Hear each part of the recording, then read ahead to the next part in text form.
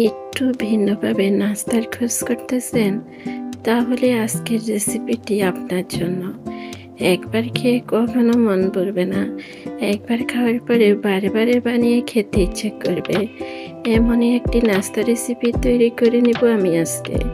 তাহলে সবাই চলেন ভিডিওটা দেখে আসি এক নজরে।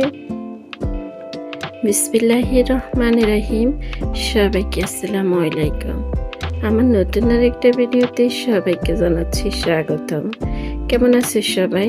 আশা করি তোমরা যে যেখানে আছো সবাই ভালো আছো। আলহামদুলিল্লাহ আমিও ভালো আছি। চলে আসলাম আজকে আবার একদম ভিন্নভাবে ভিন্ন স্বাদের একটি রেসিপি নিয়ে।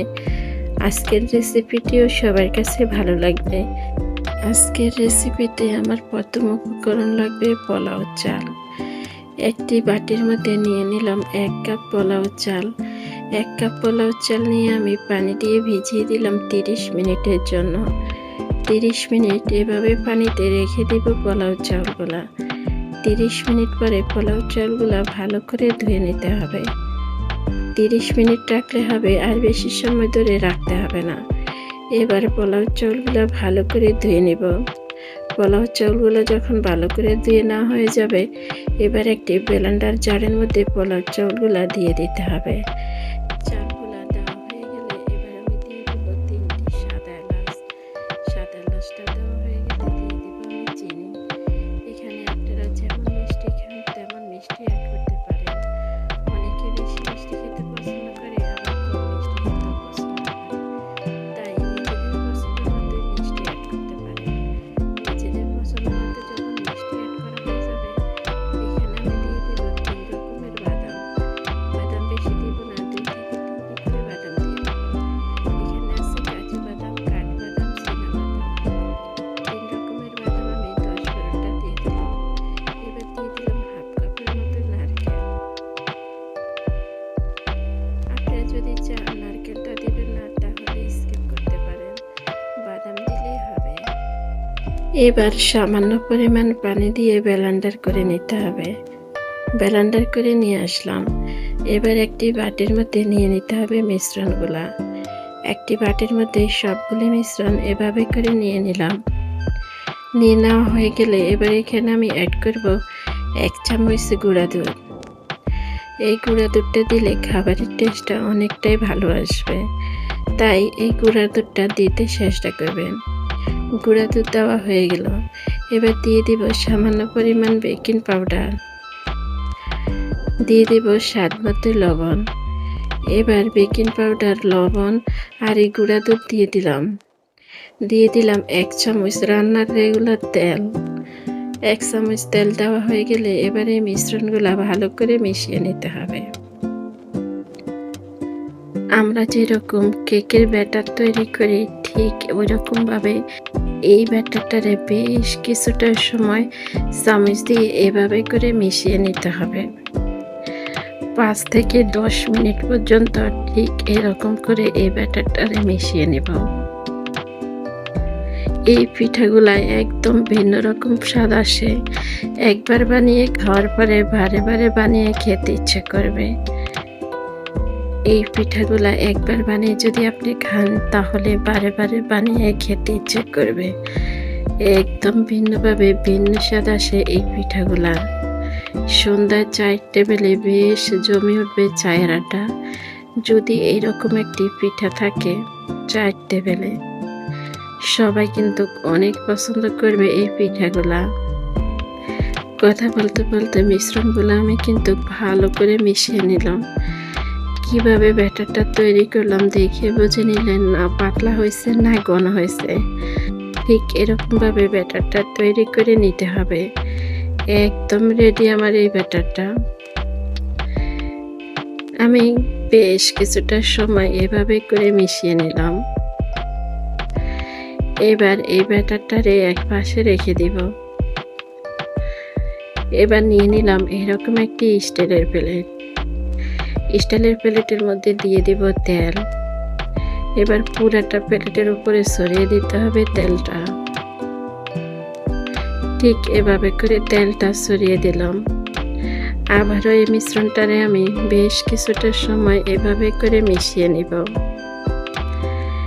মিশানো যখন হয়ে যাবে, এবার আমি স্টিলের প্লেটের মধ্যে দিয়ে দিব এই মিশ্রণগুলা। এই পর্যায়ে এসে আপনারা মিষ্টিটা দেখে নিতে পারেন, কারণ মিষ্টি খাবারে যদি মিষ্টি না হয় তাহলে আবার খেতে কিন্তু একদম ভালো লাগবে না। আর আপনারা যদি মিষ্টি ছাড়া খেতে চান তাহলে মিষ্টিটা স্কিপ করতে পারেন। মিষ্টিটা স্কিপ করলে খেতে কেমন লাগবে জানি না, তবে মিষ্টি দিয়ে এই খাবারটা অনেকটাই ভালো লাগে। এবার এই মিশ্রণগুলো আমি প্লেটের মধ্যে দিয়ে দিলাম। দিয়ে দেওয়া হয়ে গেলে এখানে আমি 2টি খেজুর এরকম ছোট ছোট করে কেটে নিলাম। এবার খেজুরগুলা উপরে এভাবে করে ছড়িয়ে দিলাম। খেজুরগুলা দেওয়া হয়ে গেলে দিয়ে দিব কিছুটা নারকেল।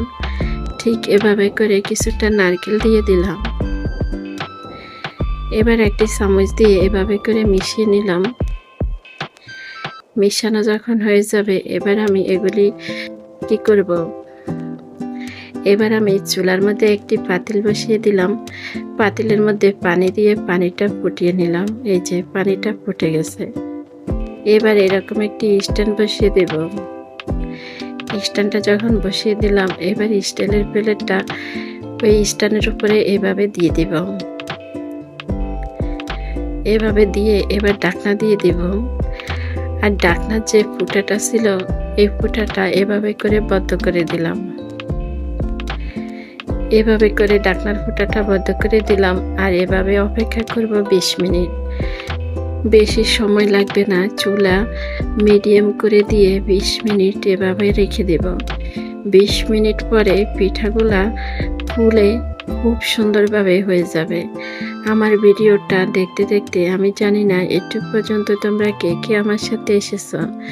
তোমরা যারা এসেছো একটি লাইক দিতে ভুলে গেছো, একটি লাইক দিয়ে দাও। আর এরকম সহজ সহজ খাবার রেসিপি পেতে আমার চ্যানেলটা তোমরা এখনও যারা সাবস্ক্রাইব করোনি, আমার চ্যানেলটা সাবস্ক্রাইব করে দিয়ে রাখতে পারো। আমি যখন যে ভিডিও ছাড়বো তোমাদের কাছে নোটিফিকেশন চলে যাবে। তোমরা তোমাদের সময় সুযোগ বুঝে আমার ভিডিওগুলো দেখে নিতে পারো। আর তোমরা যারা এই কাজটা করেছো তোমাদেরকে জানাচ্ছি অসংখ্য অসংখ্য ধন্যবাদ। এভাবে প্রতিনিয়ত আমাকে সাপোর্ট করার জন্য, এভাবে আমার সঙ্গে থাকার জন্য। কথা বলতে বলতে অনেক কথা বলে নিলাম। আমার কথার মাঝে, আমার ভিডিওর মাঝে কোনো কিছু যদি ভুল হয়ে যায় তাহলে সবাই ক্ষমায় দৃষ্টি দেখবেন। 20 মিনিট পরে ঢাকনাটা তুলে নিলাম। ঢাকনাটা তুলে একটি শলার সাহায্যে দেখে নিব পিঠাটা হয়ে গেছে কিনা। 20 মিনিটের বেশি সময় লাগবে না, 20 মিনিট রাখলেই হবে। 20 মিনিট পরে পিঠা একদম রেডি। খুবই সুন্দরভাবে পিঠাগুলো ফুলে গেছে। এবার নামিয়ে নিতে পারেন, নামিয়ে কেটে পরিবেশন করে নিতে পারেন। আর খেজুর দেওয়ার কারণে পিঠাগুলো এত সুন্দর দেখায়, সেটা বলে আর বোঝানো যাবে না। আজকের এই সহজ রেসিপি কেমন লাগলো কমেন্টে জানিয়ে যেতে পারেন। আজকের মতো বিদায় নিলাম, সবাইকে আল্লাহ হাফেজ, আসসালামু আলাইকুম।